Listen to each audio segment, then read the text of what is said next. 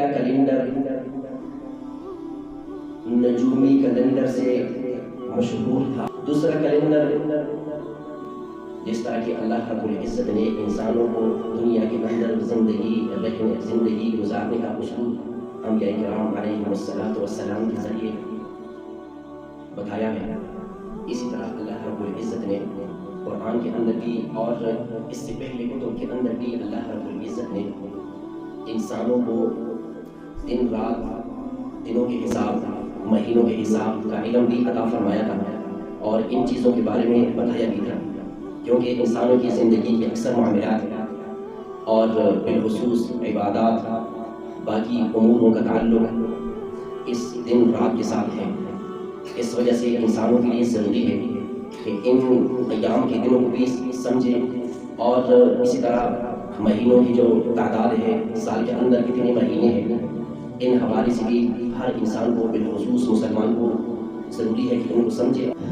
وقت کے ساتھ ساتھ ان کیلنڈروں کا نام تبدیل ہوتا آ رہا ہے، لیکن موجودہ دور میں کیلنڈر کے حساب سے 3 کیلنڈر چلتے ہیں۔ کوشش کروں گا کہ اس حوالے سے بھی آپ کو بتاؤں اور اس کے بعد شعبان کے حوالے سے بھی چند احادیث آپ کے سماعت کروں گا۔ پہلا کیلنڈر نجومی کیلنڈر سے مشہور تھا اور ہے، یہ وہ کیلنڈر ہے کہ کچھ ماہرین ستاروں کو دیکھ کر اس سے اندازہ لگاتا ہے اور اس حساب سے دن رات کا حساب، دن اور اسی طرح مہینوں کا حساب لگاتے ہیں۔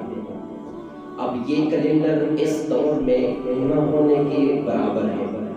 ہمارے جو بزرگ ہیں ان کو ان کے بارے میں تو پتہ ہوگا، یہ جو بدرو ہے، چتر سربی نام وغیرہ ہے، لیکن آج کل یہ جو کیلنڈر ہے یہ نہ ہونے کے برابر ہے۔ دوسرا کیلنڈر جس کو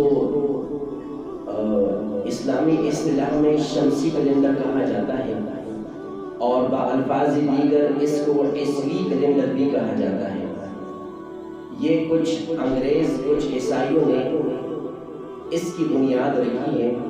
حضرت عیسیٰ علیہ السلام کی ولادت کے ساتھ اس کو منسلک کرتے ہیں۔ اس ترتیب کے ماہرین ہیں وہ اس کا حساب سورج سے لگاتے ہیں، اس وجہ سے اس کو شمسی کہا جاتا ہے۔ شمس عربی میں سورج کو کہا جاتا ہے، تو وہ اس حساب سے دن رات کا حساب لگاتے ہیں، جو ہمارے عرف میں یہ کیلنڈر بہت عام ہے، جنوری، فروری، مارچ، منگل، بدھ، جمعرات وغیرہ۔ تو یہ ایک عیسائیوں کا ایجاد ہے، اور ایک ہے اسلامی کیلنڈر جس کو پچھلے زمانوں میں قمری کیلنڈر کہا جاتا تھا، لیکن آج کل یہ کیلنڈر ہجری کیلنڈر پر مشہور ہے اور جانا جاتا ہے۔ ہجری اس لیے اس کو کہا جاتا ہے کہ نبی کریم صلی اللہ علیہ وسلم کی ہجرت کے بعد اس پر کچھ صحابہ نے کام کیا، جس کی وجہ سے اس کو ہجری کیلنڈر کہا جاتا ہے۔ اب یہ وہ کیلنڈر ہے کہ اس کیلنڈر کے جو ماہرین ہیں وہ چاند کو دیکھ کر حساب لگاتے ہیں، اس وجہ سے اس کو قمری کہا جاتا ہے۔ قمر عربی میں چاند کو کہا جاتا ہے۔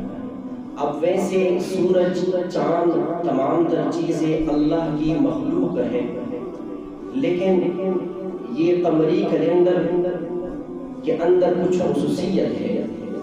ایک خصوصیت یہ ہے میرے بھائیوں کہ جو لوگ شمسی کیلنڈر سے دن راتوں کا حساب لگاتے ہیں، وہ اگر ان کے پاس اگر جدید کوئی آلات یا چھپی ہوئی کیلنڈر نہ ہو تو وہ بھول جاتے ہیں، وہ آپ کو نہیں بتا سکتا کہ اس مہینے کی آج کون سی تاریخ ہے۔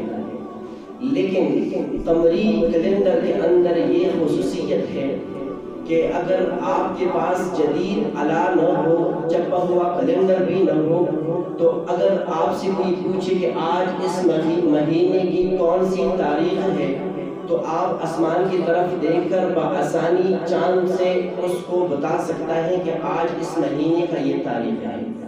اور اس کے علاوہ ہماری عباداتوں کا اکثر تعلق اس کیلنڈر کے ساتھ ہے. رمضان المبارک ہے، شعبان ہے، عید الفطر ہے، عید الاضحیٰ ہے، حج کے ایام ہیں. تو ہمارے جتنے اسلام کے ارکان ہیں ان کا تعلق اسی کیلنڈر کے ساتھ ہے. تو اس لیے مسلمانوں کے لیے یہ بات ضروری ہے، لازمی ہے کہ وہ اس انگریزی کیلنڈر کے ساتھ ساتھ اسلامی کیلنڈر کے اوپر بھی عمل کریں. تو اس وجہ سے میرے بھائیوں، اگر ہم اس کیلنڈر کو چھوڑ دیں تو ہماری آنے والی نسلیں پھر یہ رمضان مبارک کا حساب کیسے لگائے گا، عید الفطر کا حساب کیسے لگائے گا. اسی طرح ہمارے دین کے اندر بہت ساری چیزیں ایسے ہیں کہ ان کا تعلق اس کیلنڈر کے ساتھ ہے. بدقسمتی سے ہمارے اداروں کے اندر انگریزی کیلنڈر پر تو عمل کیا جاتا ہے، لیکن جو اسلامی کیلنڈر ہے اس کی طرف کسی کی توجہ ہی نہیں، سوائے جو دینی مدارس ہیں وہاں پر جب بھی ہمارا امتحان ہوا ہوتا تھا تو وہاں پر دونوں تاریخ لکھی ہوتی تھی کہ انگریزی یہ ہے اور دینی اسلامی یہ تاریخ ہے. تو کوشش کرنی چاہیے کہ اس کیلنڈر کو بھی ہم عام کریں. اب وہ شعبان کے حوالے سے نبی کریم صلی اللہ علیہ وسلم نے اس مہینے کی کافی فضیلت بیان فرمائی. حضرت اسامہ بن زید رضی اللہ تعالی عنہ فرماتے ہیں کہ نبی کریم صلی اللہ علیہ وسلم نے فرمایا کہ رجب اور رمضان کے درمیان ایک مہینہ ہے جس کو شعبان کہا جاتا ہے. اس مہینے کے اندر بندوں کے اعمال اٹھائے جاتے ہیں اور کتنے لوگ غفلت کے ساتھ اس مہینے کو گزارتے ہیں. اور اس وجہ سے میں چاہتا ہوں کہ جب بھی میرے اعمال اللہ کے ہاں اٹھایا جائے تو اس وقت میں روزہ دار ہوں، کیونکہ روایت سے معلوم ہوتا ہے کہ آقا صلی اللہ علیہ وسلم اس مہینے کے اندر اللہ کی عبادت کثرت سے کیا کرتے تھے، بالخصوص روزے بہت رکھا کرتے تھے. تو ایک اور روایت ہے اما عائشہ رضی اللہ تعالی عنہ سے روایت ہے اور حضرت علی رضی اللہ تعالی عنہ سے بھی روایت ہے. اما عائشہ رضی اللہ تعالی عنہ فرماتی ہیں کہ میں نے ایک دفعہ نبی کریم صلی اللہ علیہ وسلم سے پوچھا. نبی کریم صلی اللہ علیہ وسلم نے فرمایا کہ اس مہینے کے اندر اللہ رب العزت اس آدمی کی روح ملک الموت یعنی حضرت اسرائیل کو حوالہ کر دیتا ہے جس کی روح اس سال کے اندر قبض کی جائے گی. اور ایک اور روایت کے مطابق اما عائشہ رضی اللہ تعالی عنہا فرماتی ہیں کہ ایک رات میں نے نبی کریم صلی اللہ علیہ وسلم کو اپنے بستر مبارک پر نہیں دیکھا تو میں آپ صلی اللہ علیہ وسلم کی تلاش میں نکلی. میں ڈھونڈتے رہی، اچانک میں نے نبی کریم صلی اللہ علیہ وسلم کو جنت البقیع کے اندر دیکھا.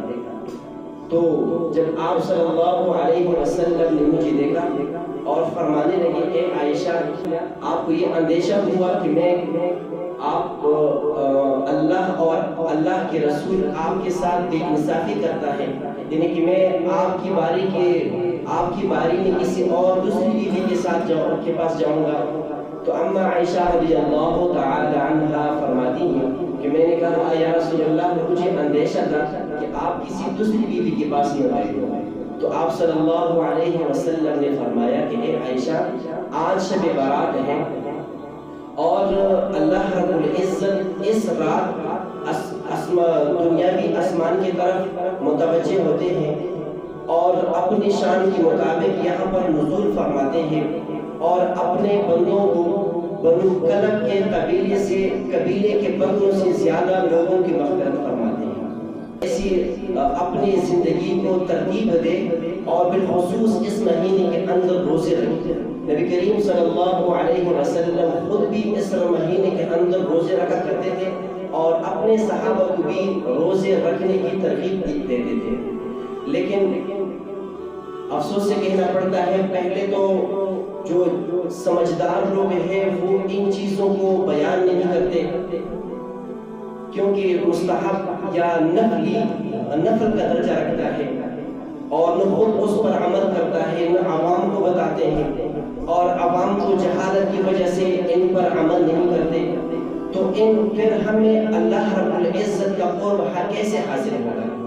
اللہ کو تو بندہ تب قریب ہوگا کہ وہ نفلی عبادت کرے، مستحبات عبادت کرے۔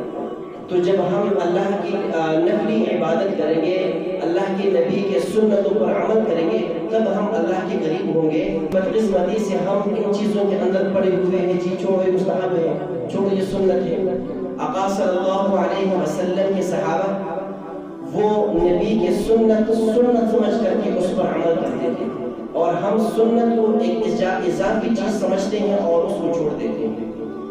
لیکن ایک طرف تو ہم نفلی عبادت سے دور ہے، دوسری طرف سے جو احباب اس عبادت کی طرف، نفلی عبادت کی طرف آ جاتے ہیں، تو پھر شیطان ہمارے دلوں کے اندر ایسی چیزیں ڈال دیتے ہیں کہ ہماری تھوڑی بہت جو عبادات ہیں وہ ضائع کر دیتا ہے۔ مثلا اس رات کے اندر مجھے تو نہیں پتا ہمارے ہاں تمہارے ہاں کیا ہوتا ہے، ہمارے ہاں اس رات کے اندر جی لوگ پارٹی کرتے ہیں، قبرستان جاتے ہیں، وہاں پر چراغے کرتے ہیں، وہاں پر بیٹھ کر کے حلوائے بناتے ہیں، چاول بناتے ہیں، پٹاخے چھوڑتے ہیں، ایک قسم وہ اپنی مرضی کے مطابق کچھ چیزیں کرتے ہیں، حالانکہ ان چیزوں کا کوئی تعلق اسلام کے ساتھ نہیں ہے۔ نبی کریم صلی اللہ علیہ وسلم جنت البقیع گئے تھے، قبرستان گئے ہیں، لیکن نہ کسی صحابی کو بتایا، حتیٰ کہ اپنی بیویوں کو بھی نہیں بتایا۔ تو آپ جا سکتے ہیں اس نیت سے کہ آپ کو موت یاد آ رہی ہے، اور ویسے بھی جانا چاہیے۔ آج بھی بات ہو رہی تھی دوست کے ساتھ، تو میں نے کہا کہ مجھے ویرانوں سے نہیں آبادیوں سے ڈر لگتا ہے، مجھے ویرانوں سے نہیں آبادیوں سے۔ بندہ قبر کسی قبرستان میں جائے نا، وہ بھی سکون سے پڑے ہوئے ہیں، آپ وہاں جا کر آرام سے بیٹھ سکتے ہیں، لیکن جو زندہ لوگ ہیں نا جی، آپ کی بہن اور گمان بھی یہ ایک بات نہیں ہوتی، وہ آپ کے اوپر ایسے الزامات، اس کا یہ مطلب ہے، اس کا یہ مقصد ہے، انسان کی زندگی تنگ کر دیتے ہیں۔ تو اس وجہ سے میرے بھائی جانا چاہیے، لیکن وہاں پر جو خرافات ہم کرتے ہیں، جو بدعات ہم کرتے ہیں، جو رسومات ہمارے اندر رائج ہیں، ان کا حدیثوں کے اندر کوئی ثبوت نہیں ہے، لیکن یہ ایک رواج ہے کہ لوگ کیا کرتے ہیں، جو 2 رکعت نماز پڑھیں گے اس رات کو، تو پھر اللہ تعالیٰ جو ہے پچھلے سے جتنی نمازیں آپ نہیں پڑھی اللہ تعالیٰ اس کو معاف فرما لیں گے۔ یہ ویسی غلط فہمی ہے، ایسا کوئی روایت نہیں ہے۔ اگر 2 رکعت نماز سے انسان کی سابقہ نمازیں معاف ہو جاتی تو پھر ہم کیوں تو تکلیف کرتے؟ تو شب برات پر ہم 2 رکعت نماز پڑھتے، پھر ہم صبح سویرے اٹھتے ہیں، نمازیں پڑھتے ہیں، سب میں مسجد آتے ہیں، تو پھر ان چیزوں کی کیا ضرورت تھی؟ اس وجہ سے ان چیزوں کی کوئی بنیاد نہیں ہے، کوئی تعلق نہیں ہے اسلام کے ساتھ۔ بہرحال یہ عبادت والا مہینہ ہے، اور انسان کو چاہیے کہ بنسبت اور مہینوں کے اس مہینے کے اندر اللہ کی عبادت کا خاص اہتمام کریں۔ اللہ کے نبی فرماتے ہیں کہ جتنا آپ سے ہو سکے اللہ کو وہ عبادت محبوب ہے جو کم ہو لیکن دائمن ہو، تھوڑا سا عمل ہو لیکن مدد ہمیشہ کرے۔ پھر اکثر آپ ایسے ہوتے ہیں پوری رات بیٹھتے رہتے ہیں، کبھی گپے شپے لگاتے ہیں، جب نماز کا وقت آ جاتا ہے تو ان کی آنکھ لگ جاتی ہیں، جو فرض نماز ہے وہ رہ جاتی ہے۔ تو لہٰذا اللہ کی عبادت بھی کریں، انتہائی تنہائی میں کریں، قبرستان بھی جا سکتے ہیں، لیکن یہ جو چیزیں ہمارے اندر راجع ہیں ان سے اجتناب کریں۔ اللہ تعالیٰ ہمیں ان باتوں پر عمل کرنے کی توفیق عطا فرمائے۔